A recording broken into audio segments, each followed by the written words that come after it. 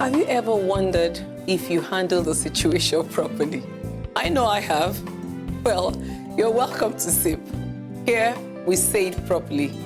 And we're looking forward to having you on each episode as we learn together how to say it properly. I am MABEL FOLUKE IRUKERA. See you then.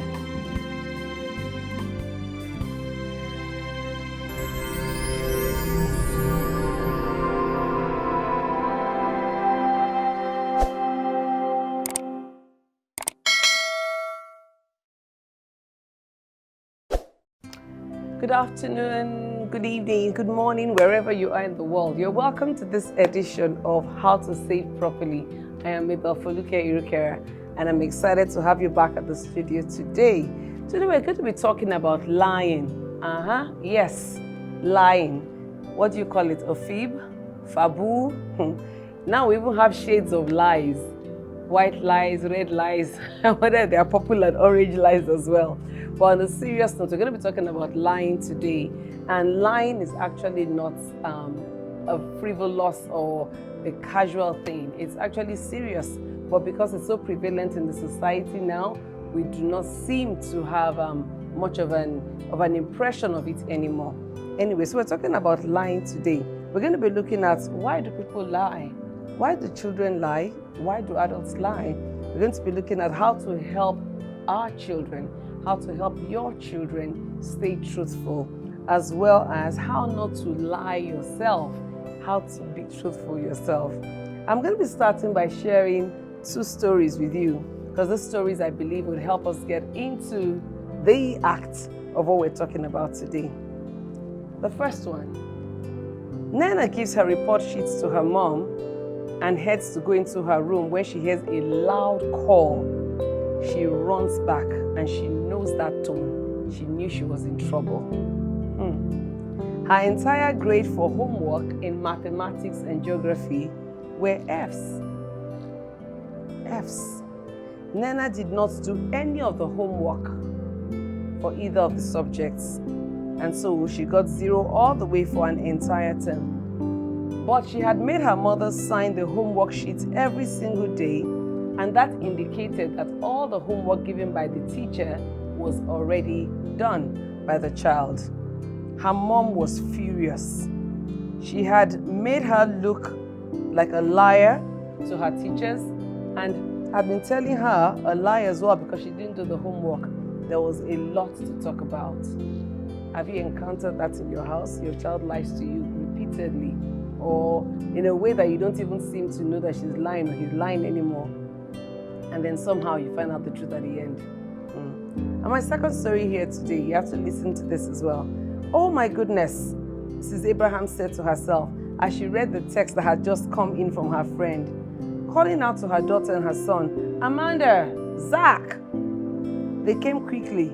Listen, Auntie Tola is on her way here. Make sure you don't come and disturb me. I want to rest. But Mommy, she will ask of you, said Zach. Getting up.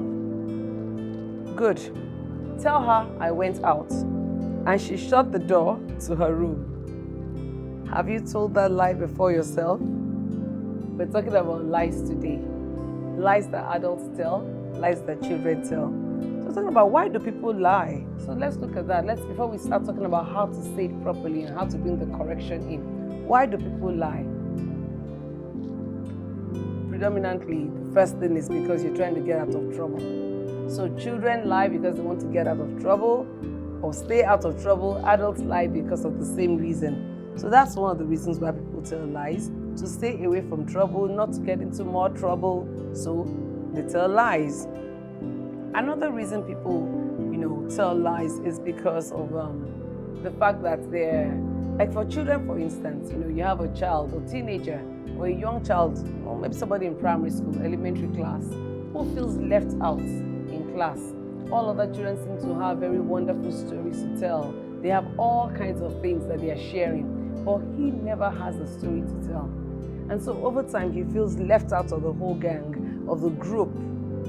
No child likes to feel like that. Even adults don't like to feel left out. And so one day, he makes up a story, and that story is wow. everybody begins to celebrate him because that story is so interesting, and he loves the new status. And so what happens? He keeps lying. He keeps adding to the lie, because once you have told one lie, you have to move to the second and the third, and you have to keep the lies up. That's how it is. That's what lying does to us. And the reason why children seem to lie so much is because of, what they hear and what they see. We're looking at television, for instance. There's so much, role playing in TV. So much role playing that the children begin to believe it, even though because they don't realize that these things are not really happening. So you have a child who sees Superman flying, and he thinks that he can fly. And then the next thing, in his imagination, because children have amazing imagination, their creativity is beyond understanding. And so this child tells his friends, oh yes, you know what, in my house, my daddy flies, I can fly, we do all kinds of silly things. It might sound silly to us now, but when you're that age, you're impressionable, and his friends believe him. He's telling a lie. But the accolade that comes with the lie keeps the lie going on. Looking at the reasons why people lie, another reason why people lie is also to avoid questions. To avoid questions. So something happens. They say, oh, so you know what happened exactly? And they ask you. But because you do not want to partake in that question, you don't want to partake in whatever is going on, you tell a lie. You say, were you there when this happened? You know that as soon as you respond to the first question, what happens? The next question comes, and then you are roped into the whole thing. All right, so I'm going to be going on the last thing now, and that is why bragging rights. People tell lies. Teenagers, young adults tell lies. Oh, I've done this, I've done that. Not because they've had those experiences, but because they want the bragging rights that come with it. We're going to talk about this a bit more when we get back. See you soon.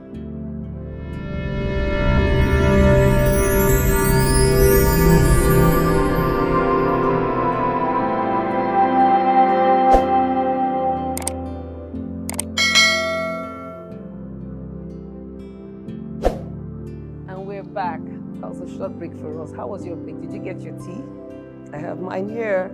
Anyway, to round up on what we're talking about lies, to round up on the last thing I said, we're bragging rights.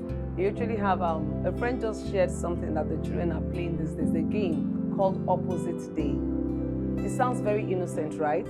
Opposite Day. But this is what happens. So instead of saying, I'm going to eat, you tell your friends, I'm not eating. So instead of standing, when you're standing, instead of saying I'm standing, you say I'm sitting. So it's the opposite. It seems like a game, seems very innocent, but the reality of it is it's actually teaching our children how to tell lies.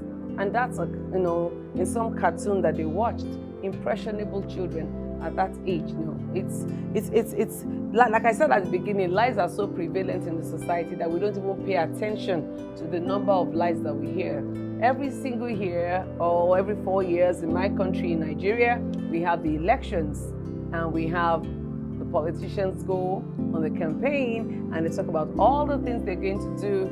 And guess what happens? If it doesn't happen, we just gloss over it and we move on. And then the children just feel it's okay to say something and not accomplish it. That's a way of lying too, if you do not work at meeting the needs of what you say, of the people that you say you're going to meet. But the reality of it is that no matter how a lie comes, or no matter what a lie is about, the most important thing that you and I must always bear in mind is that a lie means what? It's a statement that is untrue. A statement that is untrue.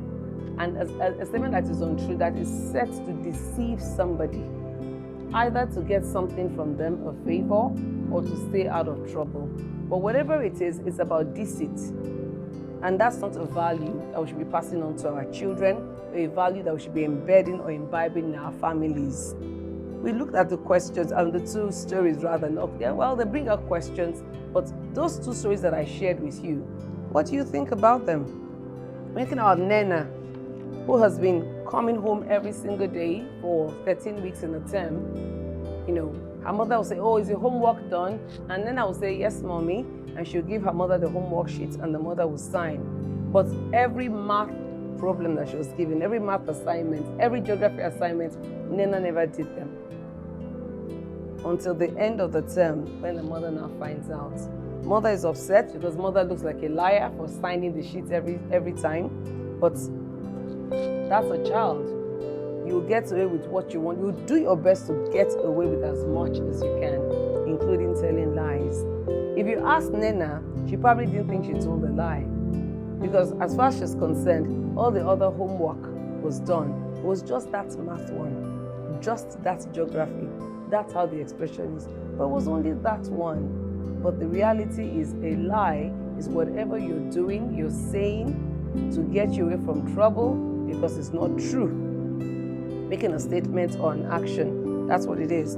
Let's look at Nena a bit closer. Number one, let's look at it. As a parent, why do you think Nena did not do the homework? Why do you think it came out to be like a lie? Probably because Nena did not understand the homework. She didn't get what was going on in class, and she was too ashamed to share with her friends or even at home or the teacher to say, I don't understand this, can I have more problems or to work with, or can I have clarity, can I have explanation? But she didn't do that, and so she avoided it. That's a lie. Avoidance, a lie. And she was avoiding the consequences of her mother questioning her by just giving her the sheet. She didn't give her the entire story. So she hid a part of the story, gave the sheet to the mother. Mother signs saying, hey, all work is done by Nena. On the other hand, nothing was done. So we look at that. And then we look at Mrs. Abraham, who gets a text from her friend and immediately knows that she doesn't, she was not in the mood. She does not want to have a visitor. And instead of telling the friend or calling the friend to say, friend, so sorry, please can you come another day or let's meet up tomorrow, she calls her children and makes the children lie. We're looking at that and we're looking at these are lies. However you want to put them, they are all lies. So how do we do this right? How can we say it properly? How can we correct our children and ourselves as well? I think the first place is number one, you have to be open. You have to be open to the fact that the way it is, children would learn off of you and learn off of me. Whatever they see us doing is what they're going to emulate. So if a child consistently sees that mommy and daddy get away from doing things, or they get away from problems by telling lies, the children would do the same. And it doesn't have to be mommy and daddy, just people in the environment. You have a sister living with you, an uncle, and uncle gets away by telling a lie. The child actually thinks that, oh, that's the way to go. So you have to be open. You have to be open to the fact of questioning yourself and open to the fact that you might be the one that has put them in this path. Secondly, two, you have to open yourself. No, you have to be able to admit that you are flawed. I am flawed. You are flawed. Many of us present ourselves to our children as being perfect. And so the children find it difficult to talk to us when they are having problems. Maybe if mommy was a little open and would not have yelled, Nena would have said, Mommy, everything they've been teaching in geography and math class, I have not understood this term. Or from week 1. But we have 13 weeks in a term. But this child waited until the 13th week and didn't even say anything until she gave the report card. And then the mother saw that in the report sheet. We have to realize, let our children know that, you know what, we're not perfect. We are flawed. We are flawed. When they know that we've made mistakes ourselves, we don't know anything, they are more open to sharing their own insecurities and their own shortcomings with us. Are you still with me? So that's something we're going to be looking at. The other part of it is, self-love. And you're wondering, how does self-love have to do with lying? If that child in the class loved himself enough and had that esteem built from home, had the love of himself, he wouldn't feel the need to actually lie to his friends, making up some crazy stories that he has to maintain with another lie consistently. Are you teaching your children to love themselves? Are you loving your children so that they're able to accept themselves and know that they don't have any additions? They don't need anything else other than what you're able to give to them. And they shouldn't be ashamed of that. We're looking at that. We're looking at lies. We're looking at lies. Are you giving them an opportunity? The fourth thing, an opportunity to explain. Many times as parents, or even a friend says to you something and you're angry already, you don't give the person an opportunity to even explain and say, you know what, it might seem like this, but this is what happened and this is why I did what I did.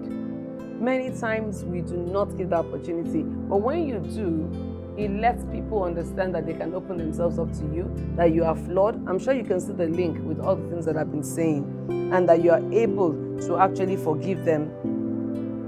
We already defined lies as what an untruth to avoid consequences.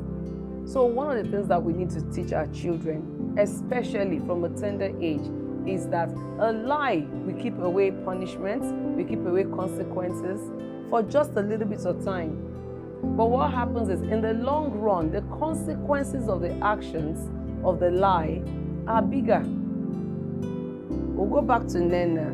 If Nena had, in the 2nd or 3rd week of school, opened up to mommy and said, I don't understand, or went to daddy or somebody else in the house, an adult, the consequences of 13 weeks of having an F would have been eradicated or at least diminished, because she'd have gotten help. And that doesn't apply to just academic things alone. It happens to everything in life, and even for us as adults. We're looking at lying today in so many ways. Another thing I want us to do is to practice truthfulness. I said, how many parents actually own up to their ages to their children? We think it's little, but it's a big thing, and it's impactful because they now see that as something they can lie about, but impacts other areas. What about performance when you were in school? Every parent must have come first. I was first in class. I was first in this. I was the best there. Come on. It's not possible that every single one of us came first. It's not possible that we're all the best at what we did in school. So if you're able to just open up and let your child know, you know what, I wasn't so good at this, but I was excellent at that. I was average at this. That child knows that's being truthful, and that child is able to express him or herself to truthfully. Don't let your children lie for you. Don't put them on the spot. Don't put them on the spot. You're getting away with what you want at that time, but you're also teaching them that telling a lie is something that keeps you away from what you don't desire. They would extend it to be bigger than that. I'm sure that you've had an amazing time today, like I have, talking about lying. So what are you going to do this week? Are you going to go inwards and check out what you have been doing? Are you going to think about it differently and like, wow, before I make that statement, is it a truth or is it a lie? Am I teaching my child to lie, or am I teaching my child to be truthful? Am I the one that's indulging and encouraging and making my child tell lies? Let's start from ourselves. And so we're encouraging you one more time to subscribe to Byronbee TV. Have you done that yet? Have you liked us, sent your comments? I know you want to hear more of this and get more of these episodes. So that's the way to do it. You get a notification when it's a new episode. Do that, and then I'll see you next time. Thank you. Have you ever wondered if you handle the situation properly? I know I have. Well, you're welcome to SIP. Here, we say it properly. And we're looking forward to having you on each episode as we learn together how to say it properly. I am MABEL FOLUKE IRUKERA. See you then.